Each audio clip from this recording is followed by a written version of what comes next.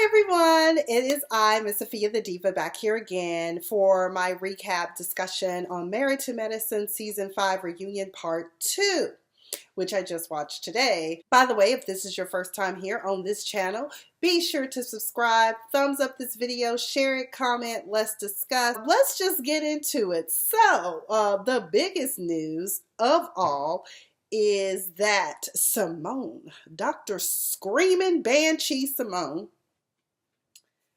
Whitmore and Cecil Whitmore are no more. They decided to get a divorce, or she decided to get a divorce because Cecil just doesn't love her enough, okay? Or he doesn't express his love enough.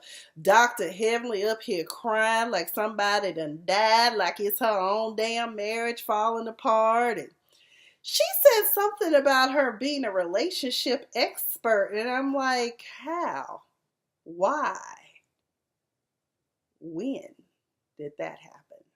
Okay, here's the thing in all seriousness. Toxic relationships have no place in our lives. When the level of toxicity rises to where you can no longer tolerate it, because a lot of people stay in marriages that they tolerate. I can take this little bit of toxicity here. It's okay. It's like gout in my ankles. But then when it gets to a level of too toxic, it's time to walk away. And I think that 21 years and you're done. So your happiness is what you should be about. There comes an age when stress just has no place in your life at all. There is such things as good stress, but there's also bad stress. And when you're in a relationship and you're unhappy, get the fuck out. I don't care if it's friendships, marriages, relatives. Sometimes you gotta separate yourself. Also, some people stay in marriages for a look. They justify being married to someone that makes them miserable because of a look. They're afraid of being alone, afraid of having to say that I'm divorced, that I don't have a spouse anymore. There's nothing wrong with being single and happy. But I can't help but wonder if Cecil called her bluff about some things. I think they were supposed to go to a counseling session. Instead, he went golfing with his homegirl, Tammy. My question at that stage was, is Tammy a friend that has been around since before the marriage? If not, then what the hell is she doing there as a female? So I don't know. But anyways, I mean, Dr. Simone was very comfortable, and so were the other women, in saying that this female friend, it's not like what people would think. It's like she's a friend. That she doesn't even worry about Cecil, I guess, getting with. Okay, so I said, well, maybe she a stud lesbian or something. That's what I was thinking at that point. I was like, she one of the boys. I mean, I don't know.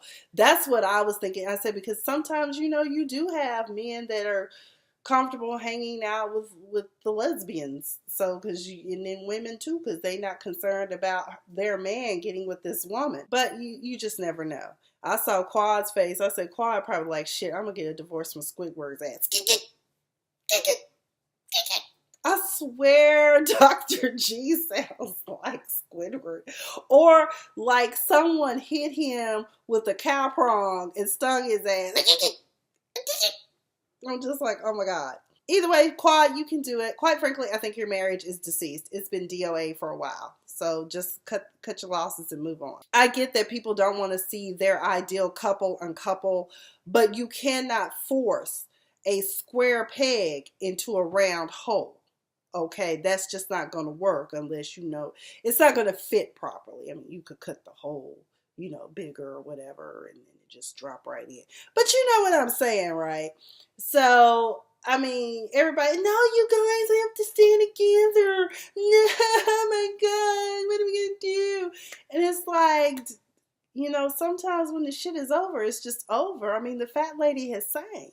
Okay, it's a done deal. At this stage, I just, you have to do what's best for you. I'm curious to see what Cecil has to say about what needs of his were not being met and what led to his shutdown in the marriage. Because it takes two to tango. And so maybe Dr. Simone wasn't doing something that Cecil wanted. Maybe he wanted a golfing buddy and Dr. Simone wasn't interested in being a golfing buddy. I don't know. I can't say for sure what was going on with these couple. Mariah didn't return back when everybody else got back to the stage because she wanted an apology from Dr. Heavenly for messing up her poster. I was also LMAO because she has a step. I didn't realize she had a step and repeat until I caught it this second episode. I was like, is that a step and repeat too? So she just did her temporary dressing room, all Hollywood style. Okay, girl, get it how you live. So, in the words of Funky Dineva, the men were down to the bar while the rich cars be. Okay. Glad to see that Dr. Eugene has lost weight. He's down by 40 pounds. That's good. That should be help alleviate the pressure, your high blood pressure. I know it helps mine tremendously because even I can say that I am down 40 pounds from what I was like 3 or 4 years ago. It's a bad place to be when you got weight. But mine's is hereditary. I got diagnosed at 38. So let's see, 39, 44. So I've known that I've had high blood pressure for the past 3 years. Okay. So, but part of it was weight. Part of it was the stress of my job at the time. Yeah, work stress, and then trying to chase other things to get out of that situation because it gotten to be so toxic. So, but you know, it it's a much better situation now, but back then it was kind of like, and I think my blood pressure had probably been up for the year before I went back for my annual physical. It had to have been up. So I probably have been having blood pressure problems since 37 and didn't know. And that's a dangerous place to be. But let me get back on this subject. So Curtis, okay, y'all, this is the part that killed me.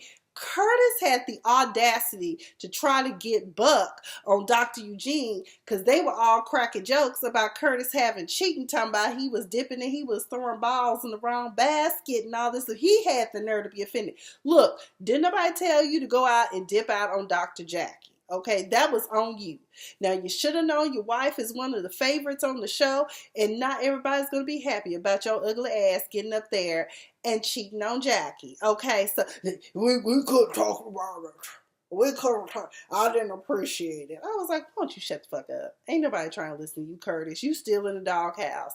You know, we just accept the fact that Dr. Jackie was kind enough to let you back in the house on the first floor. So, Dr. Aiden, we learned that his mother-in-law has moved into the house with him.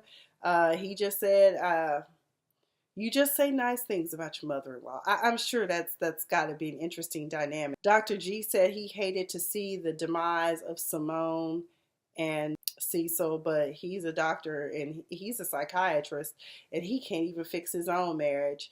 I think in his defense, I joke about I wouldn't go see Dr. G, I wouldn't do this, but the truth of the matter is this. Just like when you have to write a resume or a cover letter or you have to write your own bio, it's very hard to write about yourself. So if you see the parallel, it's very hard to counsel yourself and make a plan for yourself because you're too close to it.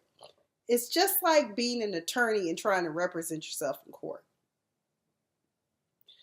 It's hard.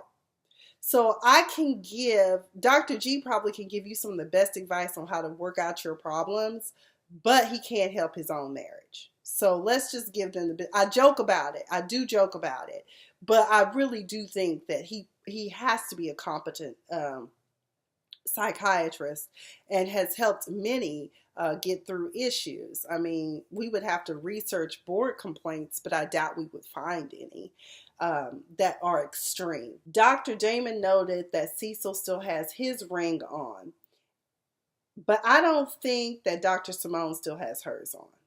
So I think she really is like, the ring don't mean a damn thing. I'm over it. But Cecil obviously isn't.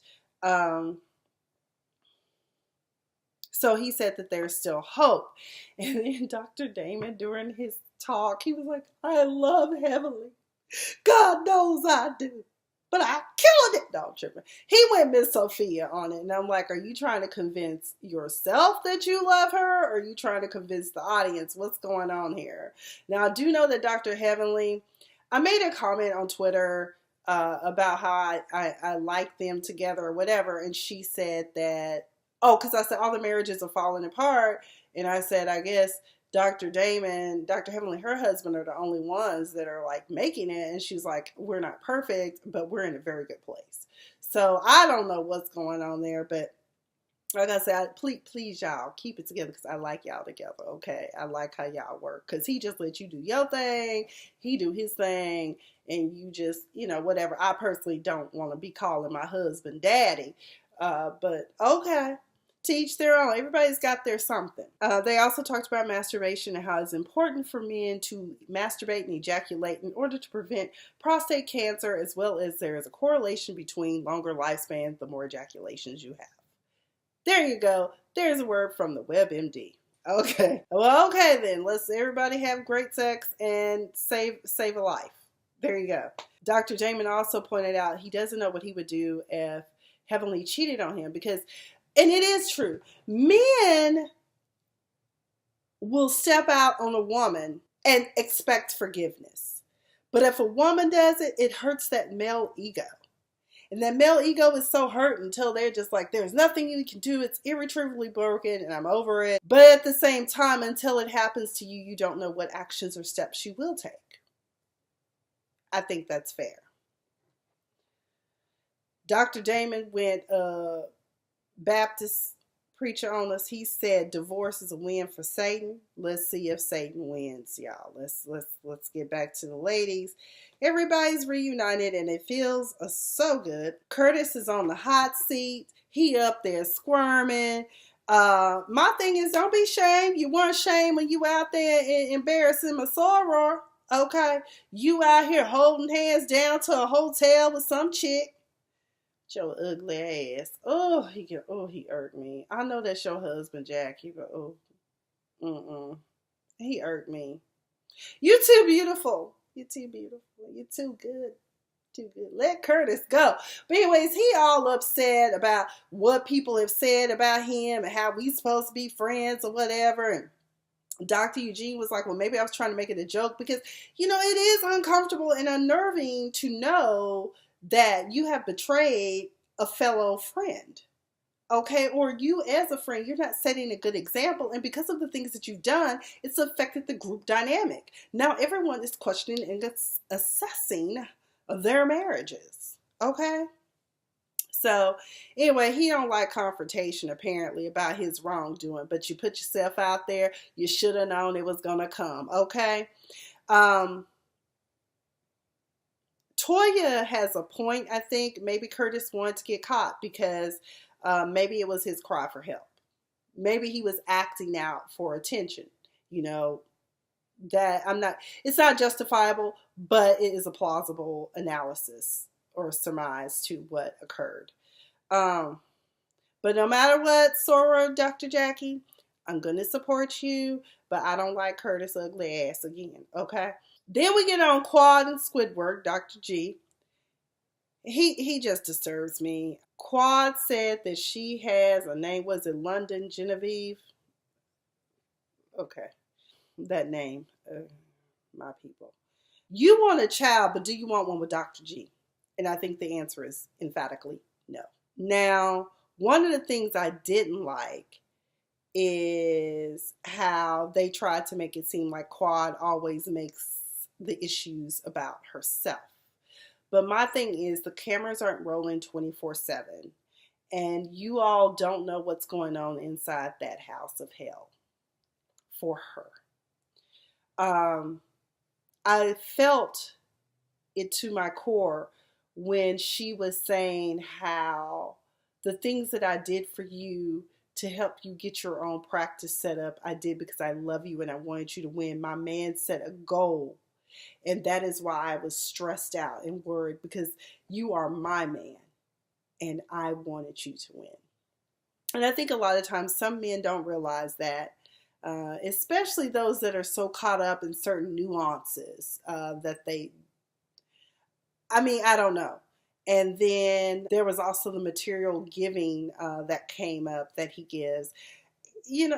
People hate Steve Harvey, but he has a great point. There are some men that just are providers. That's how they show love. I'm providing for you and giving you the things that I think that you want.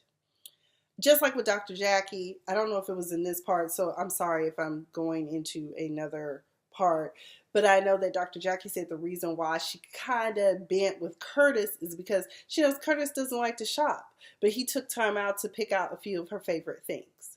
So that's why, But men folk in general need to realize that if you would just stop and listen sometimes and realize what a woman does, the sacrifices she makes for you, uh, if you tell me that, or especially like with me, if you tell me there's something that you want, I'm definitely going to try to help make it happen together. But some people just don't see that. I mean, my last relationship, that pretty much was it. I was trying to give him a win, and he didn't think that that's what I was getting for him, so we decided to part ways. I'm okay with that. So I've been there, done that, quad. I'm good, girl. Then Dr. G was sitting up there like a damn mummy. But I want a family. I want a family. And I'm just like, okay, Squidward, we get that you want a family. Then why don't you just pull the plug? Because obviously Quad isn't going to give you the family you want. These are realities we must face, people. But I do think Mariah asked the best question, do you like him? Do you even like your husband? Of course, I guess Quad relents at the fact that, yes, she does love her husband. But she doesn't like the way he treats her. In the previews coming up for part 3, we see where Heavenly finally relents and said, if you're not happy, you should end the marriage. So anyway, I will see y'all back here again for part 3. Comment down below and let me know what you thought about this episode. I think I covered all the main points. I have to check sometimes because of how I do my Twitter notes now. Okay, well, that's all I've got for part 2 of Married to Medicine Season 5 reunion. Again, be sure to subscribe to this channel. Oh, excuse me, y'all. I don't know what is going on with my speech tonight. But be sure to subscribe, like, comment, share, tell your friends and family about this great channel. We're trying to be as consistent as possible. But like I said, my life is in transition a lot. I'm getting back to Diva. Working on some things. Got some projects coming up that I'm really excited about. One project in particular I already did. So hopefully the video will be released at some point. Obamaland is supposed to be coming out. I don't know when. I just got a copy of the movie posters, which I'm featured on the movie poster. So that's supposed to be, it's called Rise of the Trump Republicans. You're going to absolutely love it. My scene is hilarious. But either way, let me know what you thought about this episode, and I will be back for part 3 here shortly.